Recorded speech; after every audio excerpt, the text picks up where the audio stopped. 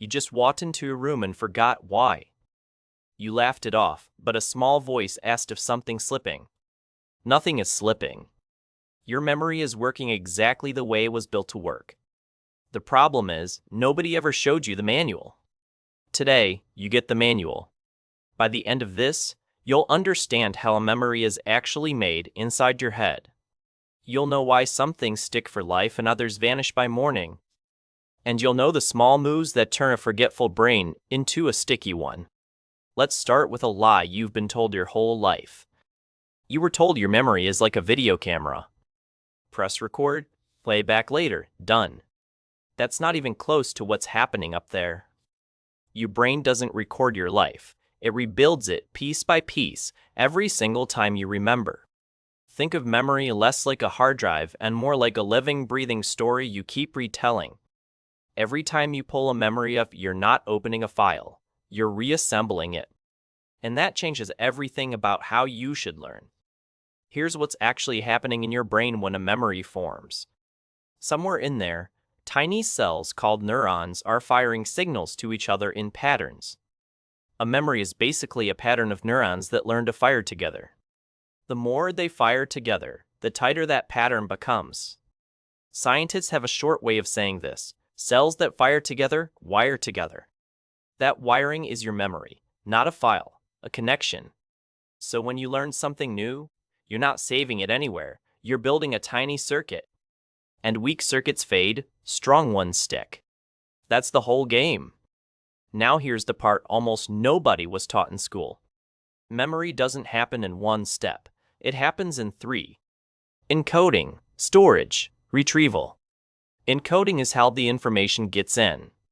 Storage is whether it stays. Retrieval is whether you can pull it back out when you need it. Most people obsess over the first step and completely ignore the third.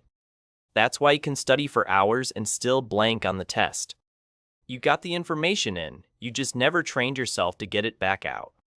Let's break down each step, because this is where the fix lives. Start with encoding. Encoding is that first moment when your brain notices something and decides whether it's worth keeping. And here's the honest truth. Your brain is not trying to remember everything.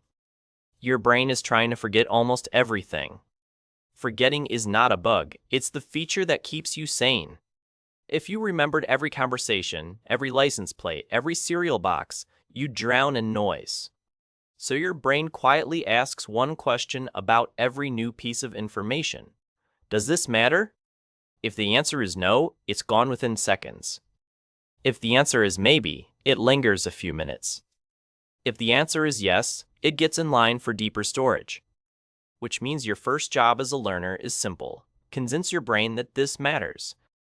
And there are 3 things that scream, "This matters," louder than anything else.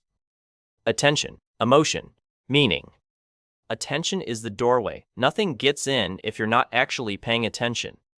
Scrolling while a lecture plays in the background isn't learning. It's a warm room with a voice in it. Divided attention is the #1 reason smart people feel like they have a bad memory. You don't have a bad memory. You have a busy screen. The next one is emotion. Your brain tags emotional moments as important. That's why you remember embarrassing moments from a decade ago in perfect detail. You can borrow this on purpose, get curious, get surprised, get a little competitive with the material. Boring learning is slow learning. Interested learning is sticky learning. The third one is meaning. Your brain doesn't remember isolated facts. It remembers things that connect to what it already knows. That's why a random string of 10 letters feels impossible, but a 10-word sentence is easy. The sentence has meaning, the letters don't. So when you learn something new, don't just repeat it, link it. Ask, what does this remind me of? What does this look like? Where does this fit in what I already know? Meaning is glue. Okay, so information gets in. Now it has to stay. That's storage. Here's where a lot of people quietly give up on their brains. You learn something on Monday. By Thursday, most of it is gone. You feel like something is broken. Nothing is broken. This is a discovery from over 100 years ago called the forgetting curve. If you learn something and then do nothing with it, you lose most of it within days. Not because you're dumb, Because that's the default setting. Your brain marks anything you don't touch again as probably not important and lets it fade. The fix is not to study harder on day one. The fix is to come back. This is where a technique called spaced repetition changes everything. Instead of studying something once for 2 hours, you study it for 20 minutes today, then 10 minutes tomorrow, then 5 minutes 3 days later, then a quick review a week after that. Each time you return, you're telling your brain, hey, this is still relevant. And each time, that little circuit gets thicker, faster, more automatic. Spaced repetition is not a trick. It's just working with your brain instead of against it. If you've ever crammed the night before and forgotten it all by the weekend, this is why. Cramming builds a paper bridge. Spacing builds a stone one. Now let's talk about the step everyone skips, retrieval. Retrieval is the act of pulling information out of your head without help. And here's the twist that flips everything. Retrieval is not just how you check if you remember. Retrieval is how you strengthen the memory itself. Every time you successfully pull something out of your brain, that memory gets stronger. Every time you reread your notes, it gets a little weaker. Read that again slowly, because this is the biggest learning shift most people never make. Rereading feels like learning. It's the opposite. Rereading is your brain recognizing familiar words and mistaking recognition for knowledge. You feel like you know it. Then the test starts and your mind is a white wall. The fix is to force yourself to remember before you're ready. Close the book. Look away from the notes. Try to say the idea out loud from memory. You'll fumble. That's not failure. That's the memory getting built. Struggling to recall is not the problem. It's the workout. There's a name for this too, active recall. Active recall is asking yourself questions instead of rereading answers. It feels harder. It is harder. That's why it works. Easy studying is easy to forget. Effortful studying is what sticks. So here's your first real technique. Turn everything you learn into a question. Learning a concept, ask, how would I explain this to a beginner? Learning a fact, ask what's the fact and why does it matter? Learning a skill, try to do it without looking. You're not testing yourself. You're building the memory. Now let's stack one more idea on top, because active recall gets even stronger when you combine it with something. Combine it with spacing, and you get a learning system almost nothing beats. Study something. Then a day later, close everything and try to recall it. Then 2 days later, do it again. Then a week later, one more time. Each recall is a rep. Each rep thickens the circuit. Each space in between forces your brain to reach. Reaching is what makes memory strong. Now let me tell you something that will save you hours of frustrated studying. Your brain also cares deeply about sleep. Sleep is not the pause between learning sessions. Sleep is a learning session. While you sleep, your brain quietly replays the day. It sorts what mattered. It strengthens the important connections. It gently trims the ones you didn't use. If you stay up all night cramming, you're literally skipping the step that saves what you just learned. You'd get more out of studying for 2 focused hours and sleeping 7 than studying 9 and sleeping 4.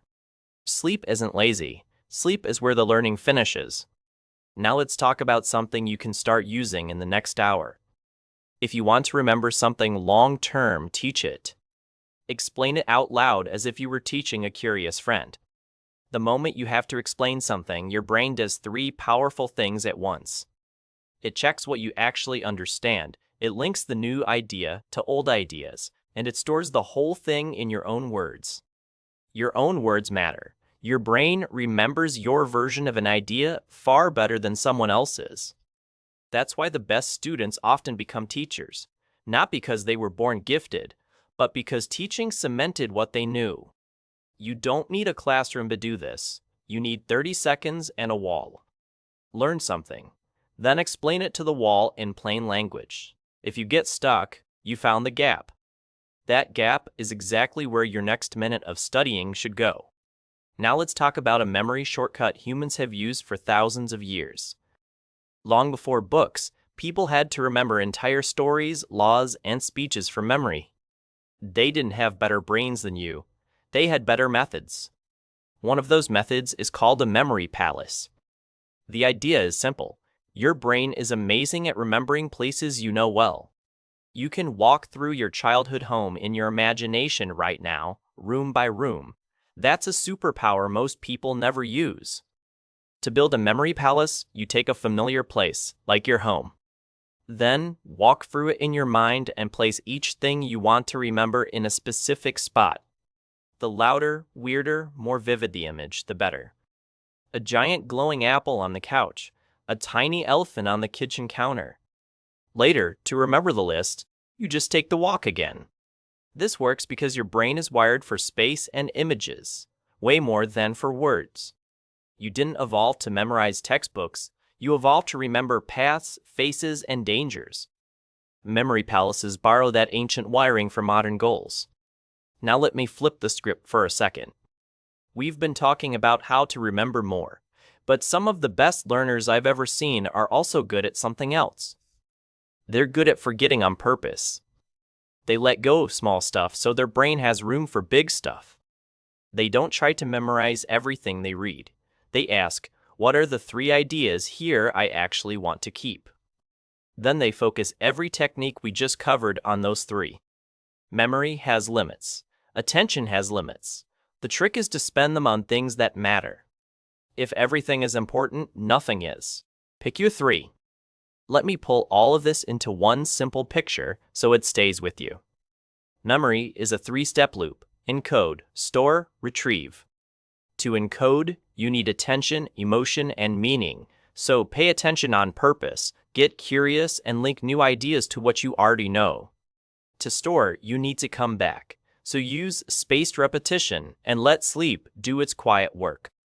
To retrieve, you need to practice pulling, so use active recall and teach what you learn out loud. Do those 3 things and your memory doesn't just get better, it becomes reliable. And reliable memory changes how you feel about your own mind. You stop calling yourself forgetful. You stop apologizing for your brain. You start trusting that when you meet an idea the right way, it's going to be there when you need it. That shift, from anxious learner to confident one, is the real prize here. Because your brain was never the problem. You just needed the manual. And now you have it. If any of this landed for you, do me a small favor. Try just one of these ideas today. Pick something you want to remember, a name, a concept, a phrase in another language. Give it attention. Attach it to something you already know. Then, later tonight, close your eyes and try to recall it from scratch.